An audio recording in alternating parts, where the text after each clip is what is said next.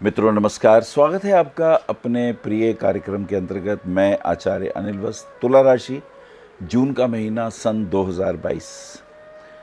तुला राशि जिसके स्वामी होते हैं शुक्र, रूप के, ऐश्वर्य के, सौंदर्य के, ज्वेलरी के, डिजाइनिंग के, संभाषण करने के,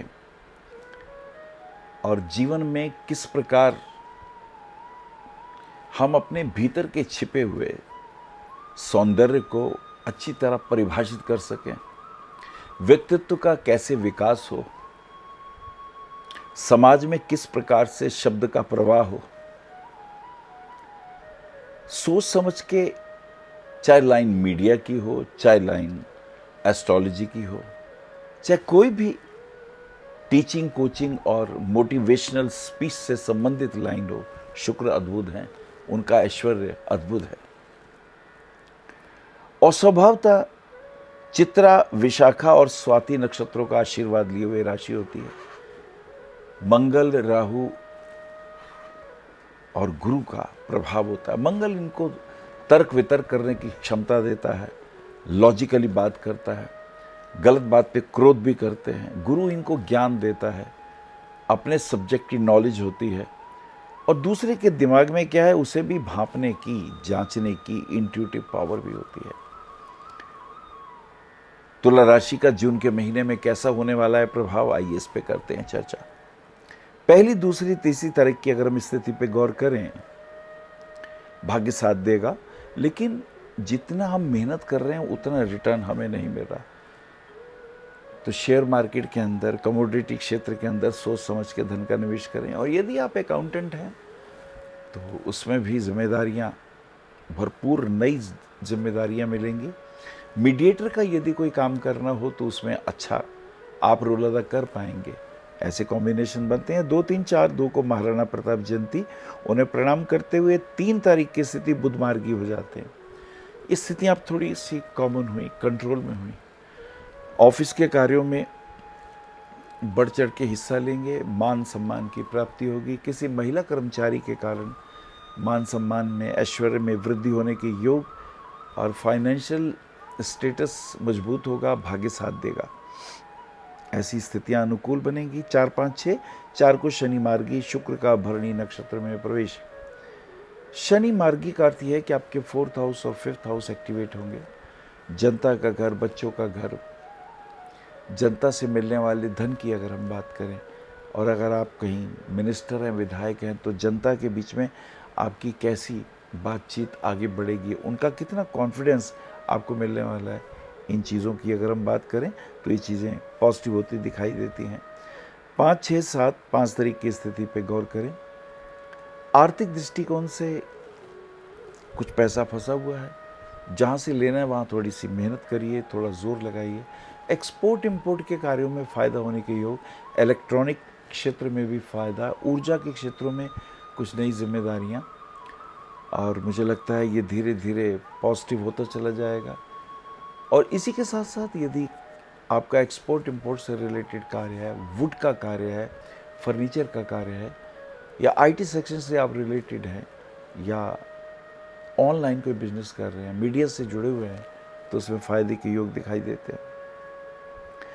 6, 7, 8 तारीख की स्थिति, सूर्य का मृगशिरा नक्षत्र में प्रवेश, और श्री दुर्गाष्टमी। थोड़ा सा व्यय होगा, एनर्जी थोड़ी कम होगी, काउंसलिंग एबिलिटी अच्छी है पर रिजल्ट कम आएंगे, कुछ निर्णय नहीं हो पाएगा किसी वार्ता का। तो मुझे लगता है 2-3 दिन अवॉइड करने चाहिए। 9, 10, 11, 9 को गंगा दशहरा कहते हैं। हर प्रकार के 10 प्रकार के पापों का हरण करती है गंगा। 10 तारीख को निर्जला एकादशी। ये समय थोड़ा अनुकूल होगा, मूड भी ठीक रहेगा, मित्रों के साथ कहीं बाहर जाने के योग बन सकते हैं।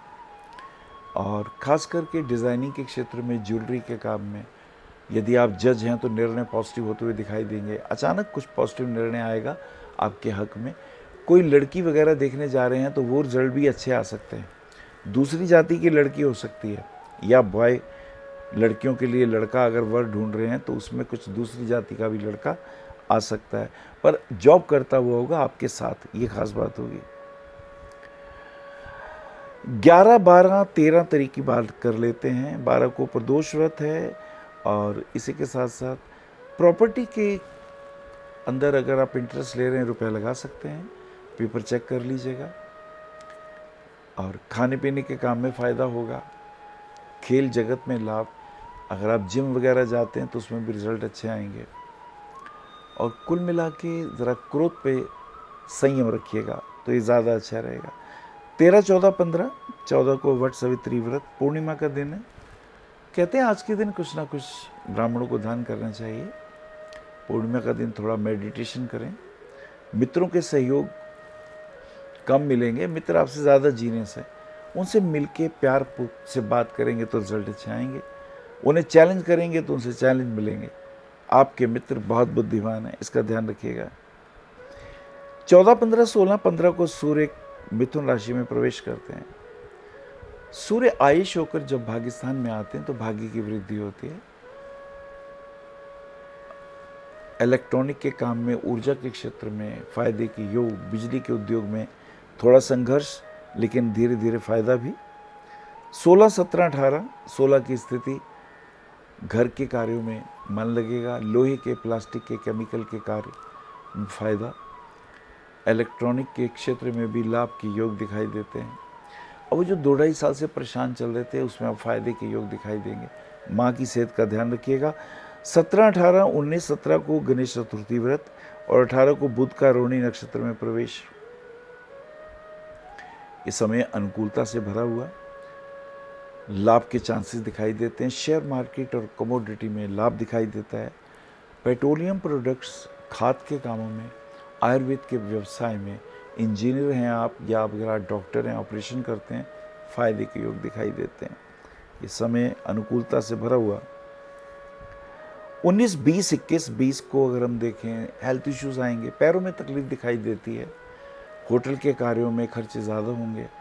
कपड़े के उद्योग में उतना फ़ायदा नहीं हो रहा जितना हम सोच रहे हैं, अतः वो संघर्ष देता है। 21, 22, 23, 21 को वर्षा ऋतु शुरू, 22 को सूर्य का आर्द्रा नक्षत्र में प्रवेश और 23 तारीख की स्थिति कुछ बेहतर।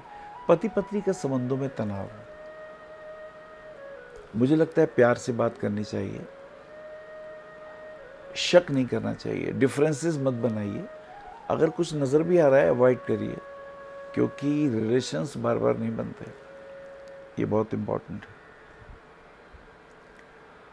आगे चलते हैं। 22, 23, 24, 24 को योगिनी एकादशी व्रत, 25, 26, 27 और 25 तारीख की स्थिति कुछ बेहतर। हस्बैंड वाइफ के रिलेशन में तनाव अभी भी है। वाइफ की सेहत ठीक नहीं है, यूरिक एसिड तंग करेगा, गॉल ब्लैडर में स्टोन हो तो चेक कराइए। और विदेश यात्रा के योग बन सकते हैं, ये चीज़ें पॉजिटिव हैं। 25, 26, 27, 26 को शुक्र का रोहिणी में प्रवेश, 27 को मंगल मेष राशि में प्रवेश कर जाते हैं। ये कुछ बेहतर होगा। आपका यदि कोई केमिकल का काम है या आपका फर्नीचर का काम है, उसमें लाभ हो सकता है। इलेक्ट्रॉनिक के क्षेत्र में लाभ के चांसेस दिखाई देते हैं। खाने पीने के काम में भी लाभ की स्थितियां दिखाई देती हैं। 28, 29, 30, 28 तारीख की अगर हम स्थिति पे गौर करें, अब भाग्य साथ देगा। जो थोड़ा स्ट्रगल चल रहा था वो धीरे धीरे ठीक हो जाएगा। 29 को अमावस्या और 30 तारीख को गुप्त नवरात्रे आरंभ। ऑफिस के कार्यों में मन लगेगा और गुप्त नवरात्रों में देवी माँ की पूजा की जा सकती है।